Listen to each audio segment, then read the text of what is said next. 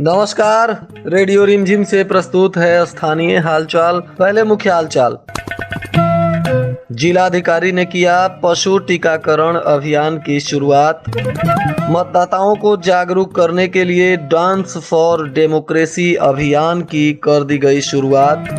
Police स्मरण दिवस पर एसपी ने शहीदों को दी पुष्पांजलि और किया नमन। पूर्व डिप्टी सीएम तारकिशोर प्रसाद पहुंचे थावे, व्यापारियों के साथ की बैठक। थावे प्रखंड के कई गांव में पुलिस ने किया फ्लैग मार्च, शांतिपूर्ण चुनाव करने को दिया संदेश। स्थानीय हालचाल के इस अंक के साथ मैं अनिकेत मिश्र। अब हालचाल विस्तार से।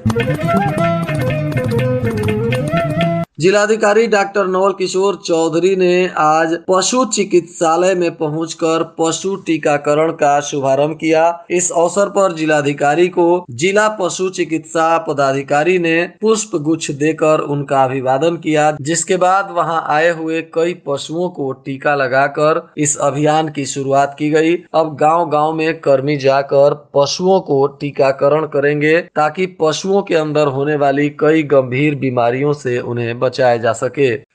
जिला निर्वाचन पदाधिकारी सह जिलाधिकारी डॉक्टर नवल किशोर चौधरी के निर्देश पर उपचुनाव को लेकर मतदाताओं के बीच जन जागरूकता अभियान भी चलाई जा रही है। इसको लेकर कलाकारों की एक टीम नुक्कड़ नाटक और नृत्य के माध्यम से लोगों में जागरूकता पैदा करने का प्रयास कर रहे हैं। शहर के अंबेडकर चौक, हजियापुर मोड़ तथा थावे के कई बाजारों और प्रखंडों में भी ये कलाकार नृत्य और संगीत के माध्यम से लोगों को शांतिपूर्ण तरीके से वोट देने की अपील कर रहे हैं। इस दौरान दर्जनों कलाकार नृत्य करते हुए लोगों को अपने मतों का अवश्य ही प्रयोग करने का निवेदन कर रहे हैं। थावे प्रखंड के होम गार्ड मैदान में स्थित शहीद स्मारक पर पुलिस अधीक्षक आनंद कुमार ने शुक्रवार को शहीदों को नमन किया और पुष्पांजलि अर्पित की। दरअसल 64वीं पुलिस संस्मरण दिवस के अवसर पर यह श्रद्धांजलि कार्यक्रम का आयोजन किया गया था, जिसमें पुलिस अधीक्षक ने यहां पहुंचकर शहीदों को श्रद्धांजलि अर्पित करते हुए उन्हें नमन किया। इस दौरान कई पुलिस पदाधिकारी और पुलिस के जवान भी शामिल हुए। पुलिस अधीक्षक ने कहा कि भारत चीन सीमा पर लद्दाख की बर्फीली ऊंचाई के बीच हॉट स्प्रिंग्स नामक स्थल पर केंद्रीय रिजर्व पुलिस बल की एक छोटी टुकड़ी, जिस पर चीनी आक्रमणकारियों ने हमला कर दिया, परंतु वहां देश की सीमा की रक्षा पर तैनात 10 पुलिस के बहादुर जवानों ने मातृभूमि की रक्षा करते हुए अंतिम सांस तक लड़ते हुए अपने प्राणों की आहुति दे दी। पूरी जवानों की टुकड़ी शहीद हो गई थी। उन जवानों के शहादत को नमन करने के लिए प्रतिवर्ष श्रद्धांजलि अर्पित किया जाता है। उन्होंने कहा कि हम लोग सौभाग्यशाली हैं कि देश सेवा का मौका मिला है। उन्होंने बताया कि पिछले वर्ष देश में 261 साथी कर्तव्य की रक्षा करते हुए प्राणों की आहुति दे दिए थे। वहीं गोपालगंज पुलिस अधीक्षक के निर्देश पर विधानसभा क्षेत्र के अलग अलग गांवों और बाजारों में पुलिस के द्वारा फ्लैग मार्च का कार्यक्रम भी प्रतिदिन किया जा रहा है। इसी कड़ी में शुक्रवार को थावे प्रखंड के कई बाजार और गांवों में पुलिस के जवान और सुरक्षा बलों के जवान भारी संख्या में फ्लैग मार्च करते हुए नजर आए। इस दौरान लगभग आधा दर्जन गाँवों और बाजारों में पुलिस ने फ्लैग मार्च किया, जिसमें लछवार, फुलुगनी, धतिवना, चनावे, कविलासपुर, विदेशी टोला, चीतू टोला और थावे बाजार तथा थावे बस स्टैंड सहित आधा दर्जन से अधिक बाजारों में पुलिस ने फ्लैग मार्च करते हुए लोगों को शांतिपूर्ण तरीके से मतदान करने का संदेश दिया और कहा गया कि पुलिस हुड़दंगियों और असामाजिक तत्वों के लोगों पर कड़ी कार्रवाई करने के लिए तैयार है। इसलिए ऐसे लोग कानून व्यवस्था का उल्लंघन बिल्कुल ही नहीं करें, अन्यथा गोपालगंज पुलिस इन पर कड़ी से कड़ी कार्रवाई करेगी। बिहार सरकार के पूर्व डिप्टी सीएम तारकिशोर प्रसाद शुक्रवार को थावे पहुंचे, जहां उन्होंने व्यवसायियों के साथ बैठक कर इन सभी लोगों से भाजपा प्रत्याशी कुसुम देवी के पक्ष में मतदान करने की अपील की।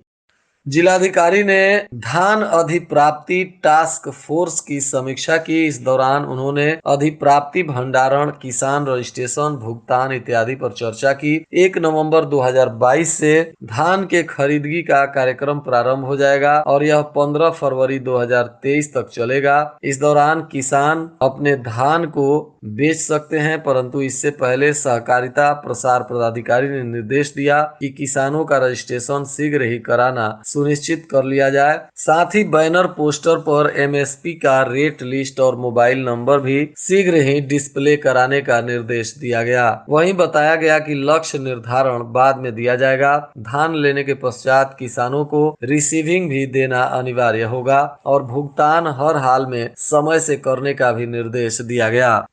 बलथरी चेक पोस्ट पर कुचायकोट पुलिस और उत्पाद पुलिस के द्वारा एक चूना लदे हुए ट्रक से भारी मात्रा में अंग्रेजी शराब बरामद की गई है। यह शराब 8,230 बोतल बताई जा रही है, जिसके बाद पुलिस ने इस ट्रक से 2 तस्करों को भी गिरफ्तार किया है। गिरफ्तार तस्कर हरियाणा के रोहतक का रहने वाला अनिल और सोनीपत का रहने वाला राहुल बताया जा रहा है। पुलिस ने इन दोनों पर उत्पाद अधिनियम के तहत कार्रवाई करते हुए इन्हें जेल भेज दिया है और ट्रक तथा शराब को पुलिस ने जब्त किया है। बैकुंठपुर पुलिस ने अलग अलग मामलों में छापेमारी करते हुए 2 लोगों को गिरफ्तार किया है। गिरफ्तार आरोपियों में हमीदपुर गांव के भरत प्रसाद एवं मड़वा गांव के एक आरोपी शामिल हैं। दोनों को पुलिस ने पूछताछ के बाद जेल भेज दिया है। वहीं अलग अलग गांवों में हुई मारपीट की घटना में बैकुंठपुर पुलिस ने जांच पड़ताल शुरू किया है। इसमें 4 लोग घायल भी बताए जा रहे हैं। घायलों में बैकुंठपुर गांव की माया देवी, दिघवा धाती के धीरज कुमार और चिहुता गांव के शिव कुमारी एवं पुष्पा कुमारी बताई जा रही हैं। इनका इलाज सरकारी अस्पताल में चल रहा है। वहीं अलग अलग घटनाओं में सर्पदंश के कारण 5 लोग आक्रांत हो गए हैं और इन सभी का इलाज सरकारी अस्पताल में चल रहा है। इस मामले में जगदीशपुर गांव के राजू राय, जलालपुर गांव के बबन राय, बसहा गांव के नीतीश कुमार और बाला गांव के आशु कुमार को सांप ने डस लिया, जिसके बाद इन सभी लोगों को सरकारी अस्पताल में भर्ती कराया गया है, जहां इनका इलाज चल रहा है। कुचायकोट मत्स्यजीवी प्रबंध कार्यकारिणी समिति की बैठक पंचायत सरकार भवन कुचायकोट के सभागार में हुई। इसकी अध्यक्षता प्रभुनाथ सहनी ने की और यहाँ कई प्रस्ताव पास किए गए। इस कार्यकारिणी के सदस्य संपतिया देवी, तेतरी देवी, दुर्गा देवी, कलावती देवी, उर्मिला देवी और जयसवाल सहनी भी मौजूद रहे। वहीं भोरे थाना क्षेत्र के डोमनपुर गांव में भूमि विवाद को लेकर हुई मारपीट में एक युवक घायल है, जिसका इलाज सदर अस्पताल के इमरजेंसी वार्ड में चल रहा है। घायल युवक का नाम मणिकांत पांडे बताया जा रहा है। सदर अस्पताल परिसर में आपसी विवाद को लेकर 2 भाई आपस में जमकर मारपीट करने लगे, जिसमें दोनों घायल हो गए। घायलों में अजय गिरी और संजय गिरी बताए जा रहे हैं, जिसके बाद दोनों का इलाज सरकारी अस्पताल के इमरजेंसी वार्ड में चल रहा है। वहीं जादवपुर थाना क्षेत्र के बरईपट्टी गांव में गरम दाल गिरने से एक बच्चा गंभीर रूप से झुलस गया, जिसका इलाज सदर अस्पताल के इमरजेंसी वार्ड में चल रहा है। इस बच्चे का नाम शिवम कुमार बताया जा रहा है। माझा थाना क्षेत्र के धनखड़ गांव के समीप नहर पर पुलिस ने वाहन जांच अभियान चलाकर कई वाहनों को पकड़ा, जिससे जुर्माने की राशि वसूल की गई।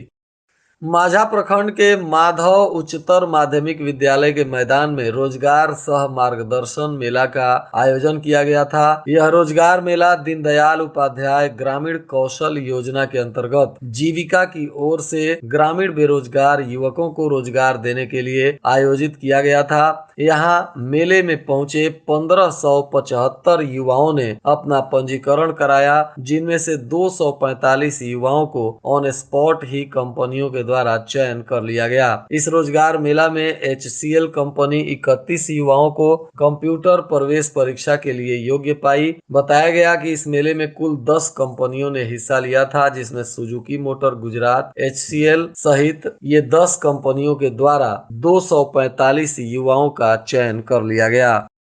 जदयू पार्टी ने जिले भर में सदस्यता अभियान को जोर शोर से चला रखा है। आज इन सदस्यता अभियान की समीक्षा करने के लिए अल्पसंख्यक प्रकोष्ठ के जिलाध्यक्ष मोहम्मद इब्रार खान के अध्यक्षता में एक बैठक हुई, जिसमें जदयू पार्टी के दर्जनों कार्यकर्ता और पदाधिकारी मौजूद रहे। इस दौरान जदयू के प्रदेश सचिव प्रमोद कुमार पटेल ने कहा कि पार्टी लगातार सरकार के द्वारा किए जा रहे कार्यों को आम जनमानस तक पहुंचाने का काम करते हुए लोगों को जदयू पार्टी की सदस्यता भी दिला रही है और इसमें जिले के काफी संख्या में लोग पार्टी की सदस्यता भी ग्रहण कर रहे हैं। जिला प्रशासन ने विधानसभा क्षेत्र के सभी निजी विद्यालय के प्राचार्यों के साथ 22 अक्टूबर को 11 बजे से बैठक करने का निर्णय लिया है, जिसमें सभी निजी विद्यालय के वाहनों को चुनाव कार्य में इस्तेमाल करने को लेकर दिशा निर्देश दिया जाएगा। भोरे प्रखंड के 18 निजी विद्यालयों को शिक्षा विभाग ने तुरंत बंद करने का निर्देश जारी किया है। दरअसल शिक्षा विभाग के पोर्टल पर जो स्वीकृति के लिए आवेदन करना था, इसके लिए इन विद्यालयों के द्वारा आवश्यक कदम नहीं उठाया गया है, जिसके बाद इन लोगों की स्वीकृति नहीं हो सकी है और अब इसी को लेकर भोरे प्रखंड के इन 18 निजी विद्यालयों को तुरंत बंद करने का निर्देश दिया गया है। आज के मौसम का तापमान गोपालगंज में न्यूनतम 22 डिग्री सेल्सियस और अधिकतम 29 डिग्री सेल्सियस रहने की संभावना है। अंत में मुख्य हालचाल एक बार फिर। जिलाधिकारी ने किया पशु टीकाकरण अभियान की शुरुआत। मतदाताओं को जागरूक करने के लिए डांस फॉर डेमोक्रेसी अभियान की कर दी गई शुरुआत। पुलिस स्मरण दिवस पर एसपी ने शहीदों को दी पुष्पांजलि और किया नमन। पूर्व डिप्टी सीएम तारकिशोर प्रसाद पहुंचे थावे, व्यापारियों के साथ की बैठक। थावे प्रखंड के कई गांव में पुलिस ने किया फ्लैग मार्च, शांतिपूर्ण चुनाव करने को दिया संदेश। इसके साथ ही रेडियो रिमझिम से प्रसारित स्थानीय हालचाल का यह अंक समाप्त हुआ। नमस्कार।